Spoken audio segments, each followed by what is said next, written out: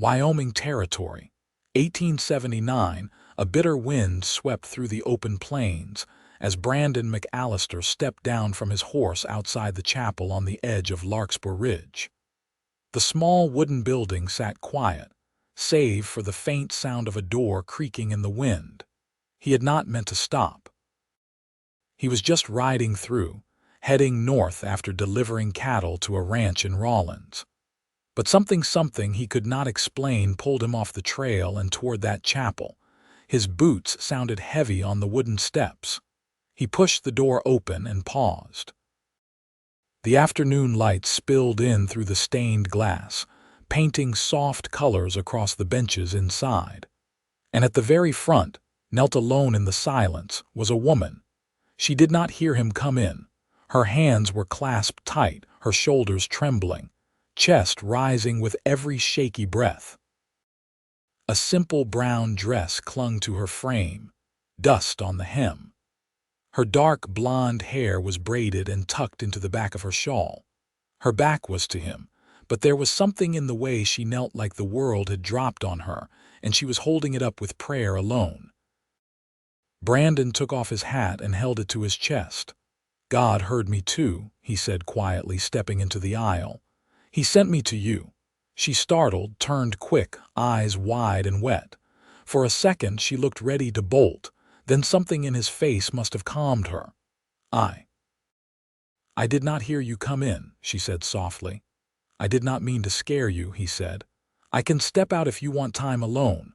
"No," she said, standing slow. "No, it is fine. I was just—" She paused, looking toward the cross above the altar. "Asking for help," he nodded.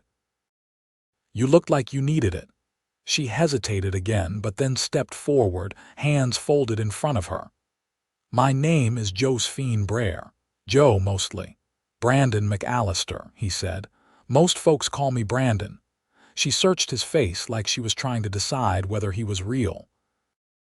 "You one of the ranchers from the valley?" she asked. "Drifter mostly. Work where I can. Ride where there's peace to be found." He gave a small half-smile. "Not much of that lately." Josephine nodded, eyes dropping to the floorboards. "I have not had peace in a long time." Brandon waited. He did not ask, just let the silence sit. She looked up. "My husband died last winter. Fever took him fast. I was left with the farm, the house, and my 2 children. Peter is 6, Polly is 4. Brandon's chest tightened. "You are raising them alone." "I was," she said, "but 3 days ago someone came. A man I once trusted. He said he had work for me. I needed the extra money for supplies, so I went with him. Left the children with a neighbor." Her voice cracked. He lied. "There was no work. He tried to. He tried to take what he had no right to. I fought him off and ran. I have not been home since. I came here. I did not know where else to go." Brandon stepped closer. "Are your children safe?" "I pray they are," she whispered. "But I do not know." He looked toward the door, jaw clenched tight. "Where is the farm?" "South Ridge. 2 hours by horse if you ride hard." Brandon turned. "Come with me," she blinked. "What?" "I will get you there. We will see your children, make sure they are safe." "But you do not even know me." "I know enough," he said. "You prayed and I heard you, and I have been asking God for a purpose.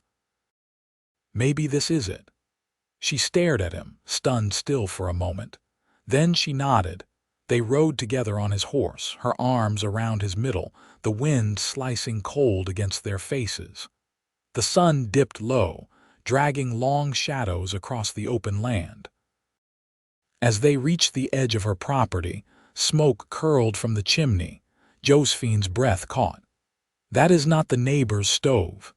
Brandon slowed the horse and helped her down behind a cluster of pines. They crept through the brush toward the house. As they got close, Brandon spotted a man on the porch, rifle across his lap, legs kicked up like he owned the place. "That him?" Brandon asked. Josephine's eyes burned with fury. "Yes." Brandon looked toward the barn. "Children might be hiding there. Stay low." He moved fast and quiet, slipping around the east side of the house. The man never saw him coming. One hit with the butt of Brandon's revolver, and the man was out cold on the porch. Josephine rushed past him, calling out, "Peter!" Polly from the barn, two small faces peeked out. Then a boy and a little girl came running, arms wide, tears streaking their cheeks. "Mama!" She dropped to her knees and wrapped them both in her arms, crying into their hair. Brandon stood back, his heart thudding hard. It was over. Later, with the man tied up and the children safe inside, Josephine stepped onto the porch where Brandon stood sharpening his knife by moonlight. "I do not know how to thank you," she said. "You already did," he said without looking up. "By praying." She sat beside him. "I do not know what you believe, but I think maybe God really did send you to me." Brandon looked at her, the warmth of the lantern light catching her face. "I believe that too." She reached for his hand, and for the first time in too long she smiled. And for the first time in his life, Brandon felt like he had found home. Josephine stood in the doorway, watching Brandon mend the broken hinge on the front gate. The morning had crept in quiet, pale gold spilling across the frost-glazed fields. Brandon had been up before dawn, already halfway through splitting kindling when she stirred. Now his coat was dusted with sawdust, his hands marked by new scrapes. "I didn't notice that gate was sagging," she said. He glanced back at her, wiping his palms against his trousers. "I noticed it catching last night. Figured I'd fix it before it pulls the whole post down." "You didn't have to. I know." She stepped outside, drawing the shawl tighter around her shoulders. The children were still asleep, curled up in the straw-stuffed mattress in the loft. A kettle hissed gently over the fire inside. "You always work without being asked?" she asked, her tone light. Brandon straightened, testing the swing of the gate. "Only when it needs doing." Josephine crossed her arms, watching the steady way he moved. He didn't fill the silence with talk. He didn't ask for thanks. She wasn't used to that. "Where did you learn all this?" she asked. "Fixing things, reading a place like it's written plain."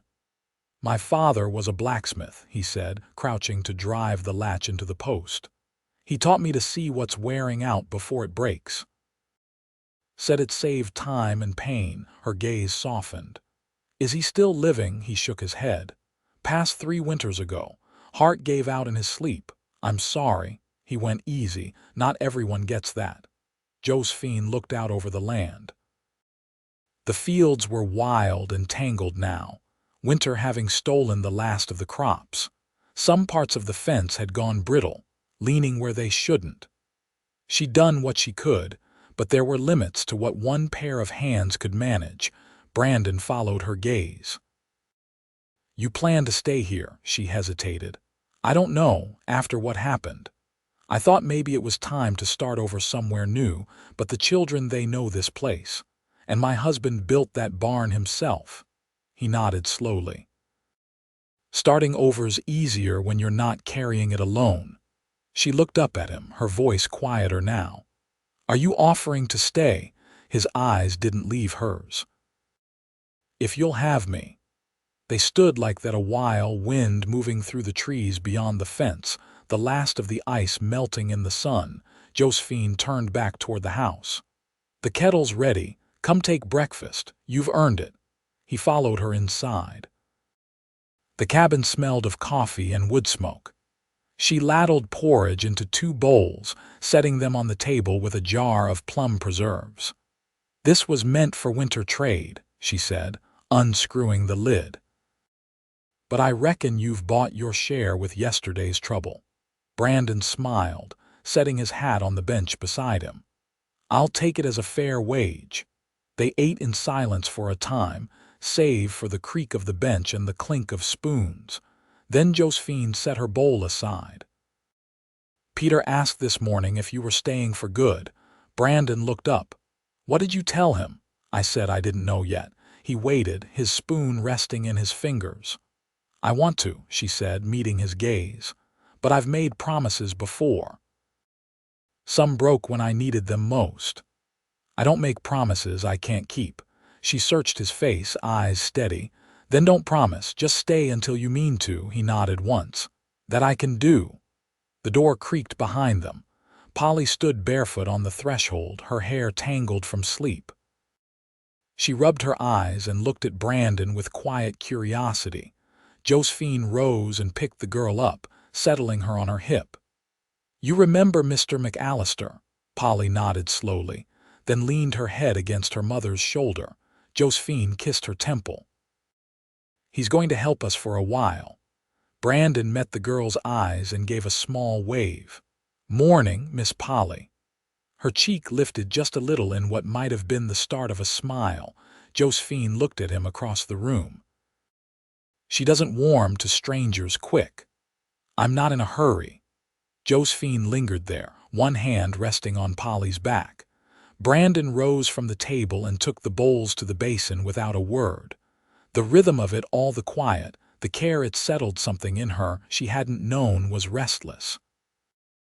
Later that afternoon, while the children napped and the sun hung low, she found him repairing the back fence.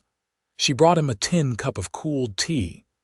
"Do you ever stop moving?" she asked, handing it over. "Not until the job's done."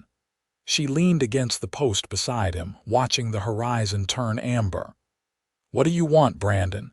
He looked down into the tea, then out toward the hills. "Peace. A place where the days mean something, kindness if I'm lucky.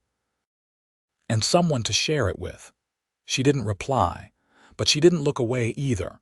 And in that long, easy quiet between them, something new took root, not rushed, not declared, but real. By early March, the snow had thinned in streaks across the fields, revealing the stubborn green beneath. Days stretched longer, though the wind still bit hard toward evening.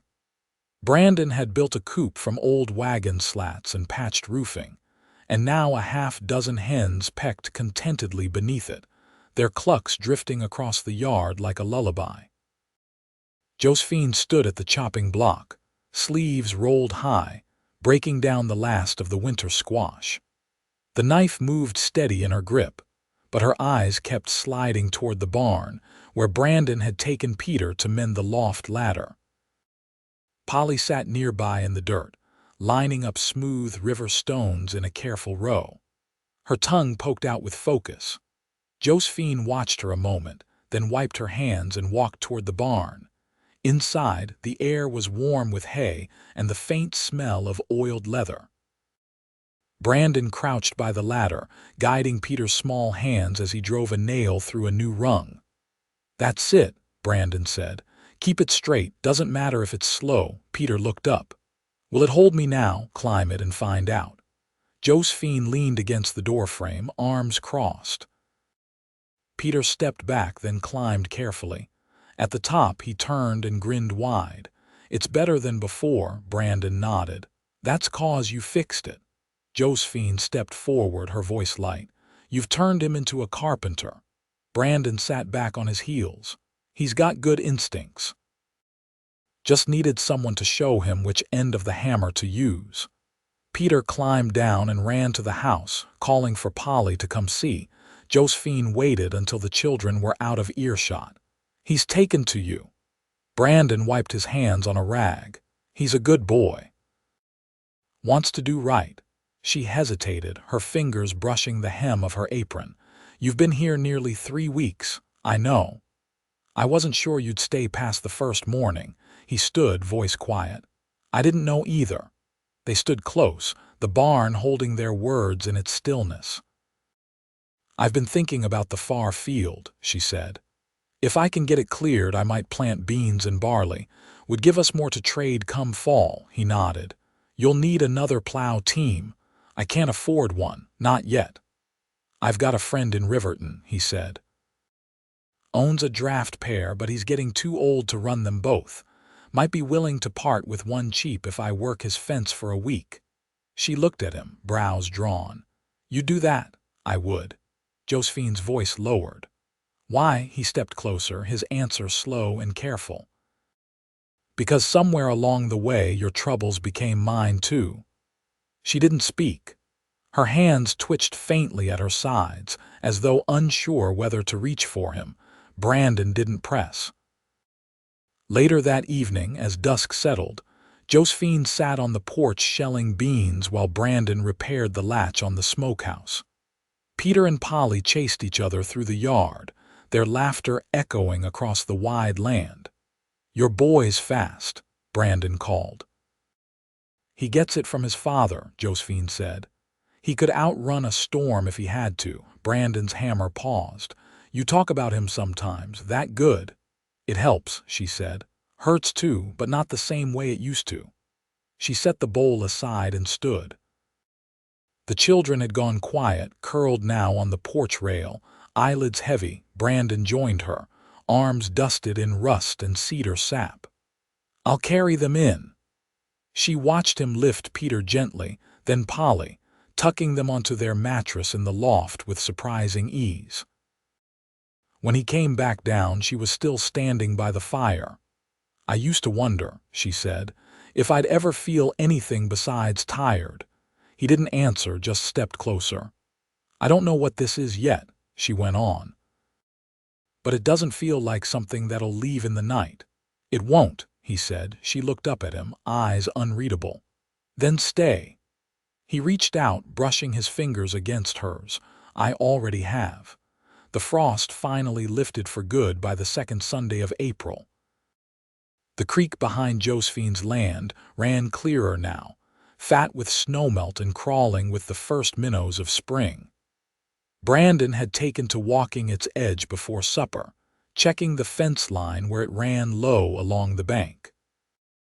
On this evening, Josephine walked beside him, her boots sinking slightly in the softened earth. "I've never seen the water run this high," she said, stepping around a patch of exposed roots. "It'll drop fast, once the thaw finishes up in the hills," Brandon replied. "But if it floods over, that corner of the field'll be useless for planting." She nodded, brushing a strand of hair from her cheek. "There's a strip of higher ground near the tree line. My husband used to say it was too rocky, but maybe we were just too tired to try." Brandon stopped and looked at her. "We could clear it. Wouldn't take more than a few days if the weather holds." Josephine's gaze lingered on the creek. "I'll need every bushel I can get come harvest. And I'd rather try something hard than wait for the water to take what's mine." Brandon gave a quiet sound of agreement. They turned back toward the house, the land stretching wide and gold around them. Inside, Polly sat on the floor with a spindle Josephine had carved from an old broom handle. Her small fingers twisted wool into uneven thread, tongue pressed to the side in concentration. Peter had a book open on the table, bent over it with his chin in his hand. "You're both quiet," Brandon said, hanging his coat by the door. Peter glanced up. "I'm reading about buffalo. It says they used to come through here, but I never seen one." Josephine rinsed her hands in the basin. "They haven't been this far west in years. Your father said he saw one once near the Platte." "I'd like to see one," Peter said. "Maybe you will," Brandon said, crouching beside him. "But we've made it harder for them. A lot of folks did." Peter looked confused. "Why?" Brandon sat back on his heels. "Sometimes people take more than they need, and sometimes they don't stop to think what'll happen after." Josephine turned from the stove, her voice even. "That goes for more than animals." Brandon met her eyes. Something passed between them, wordless but understood. She set the pot on the table, steam curling from the stew. That night, after the children were asleep, Josephine sat by the hearth with a basket in her lap, mending a tear in Peter's sleeve. Brandon sat across from her, legs stretched out, the firelight flickering over his face. "You never told me what made you leave home," she said, not looking up from her stitching. He was quiet a moment. "My brother died in a mining collapse near Leadville. I went to bring his body back. By the time I returned, my father was gone too. The forge was sold. Nothing left worth staying for." She tied off the thread and looked up. "You speak of them plain, Like it doesn't ache. It does, he said, but I've carried it long enough that it doesn't slow me much anymore. She set the mended shirt aside. You carry it quiet. I figured if I kept moving, I wouldn't feel how empty it got. Josephine leaned forward, elbows on her knees. And now, he didn't answer right away. Then, now I wake up knowing what I'll be doing that day and who I'm doing it beside. She smiled, but it came slow. That's not the same as being needed. No, he said, but it's close. She stood, crossed the room, and knelt beside his chair. Her hand found his, warm and rough.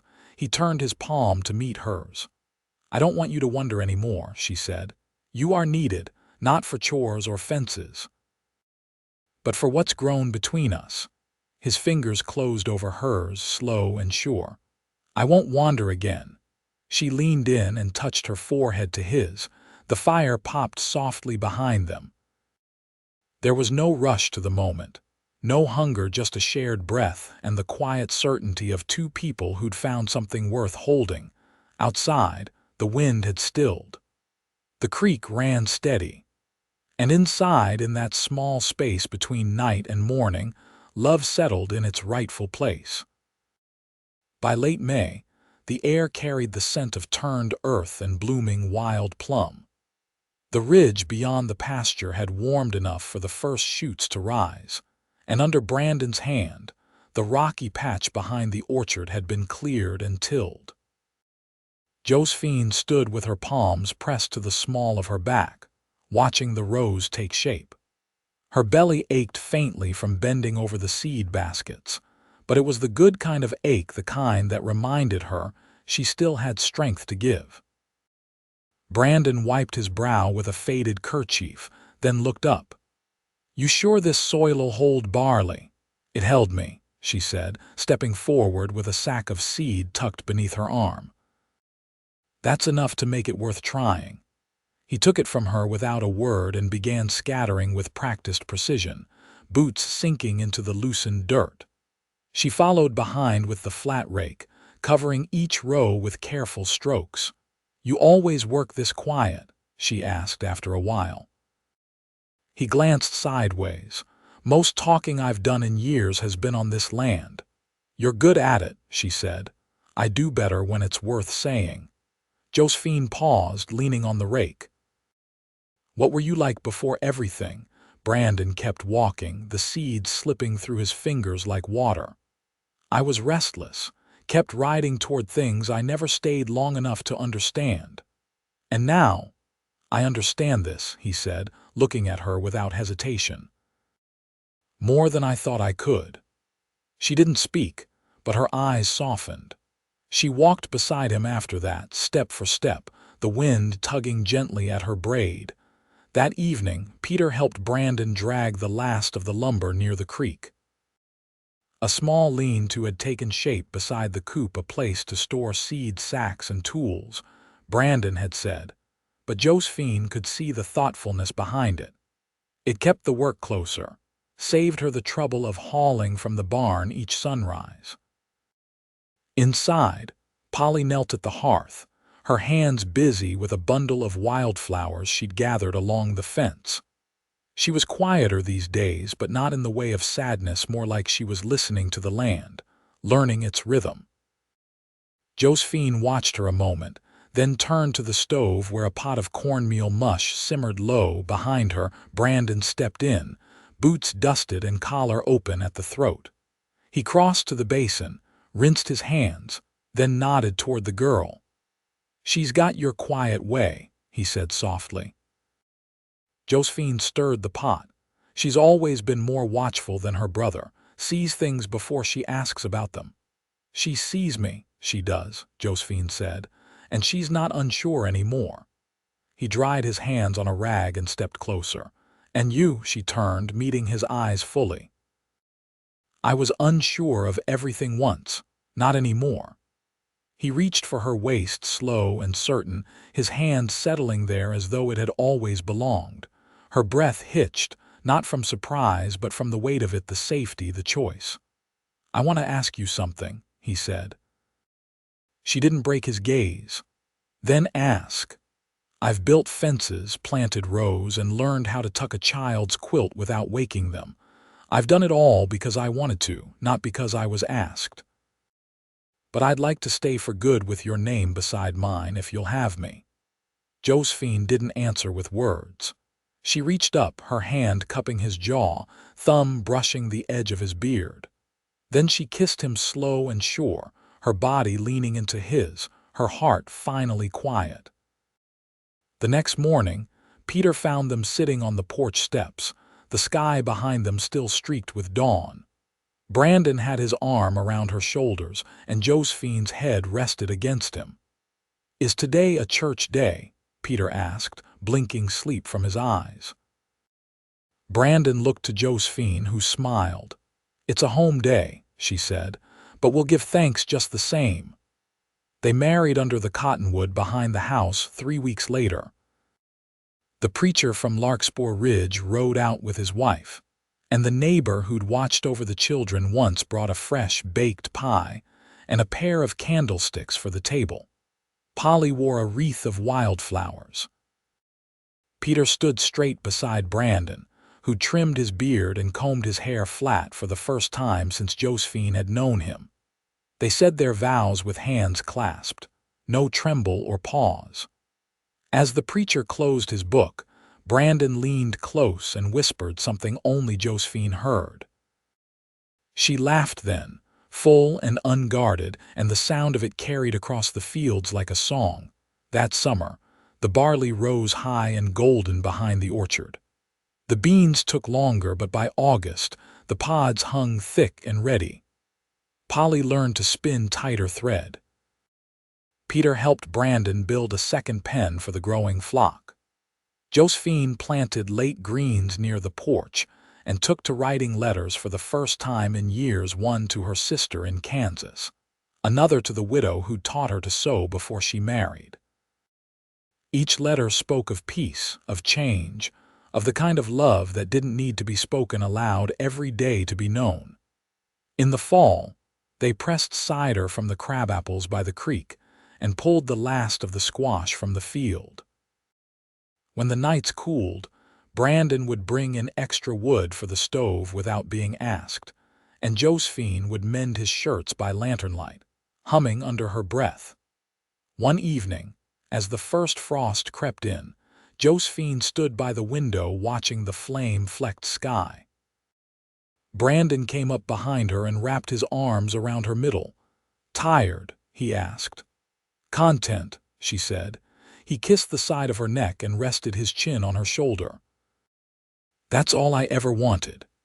She turned in his arms and kissed him back, slow and deep, the fire crackling beside them, the children asleep above, and the whole wide Wyoming sky settling quiet around the home they had built together.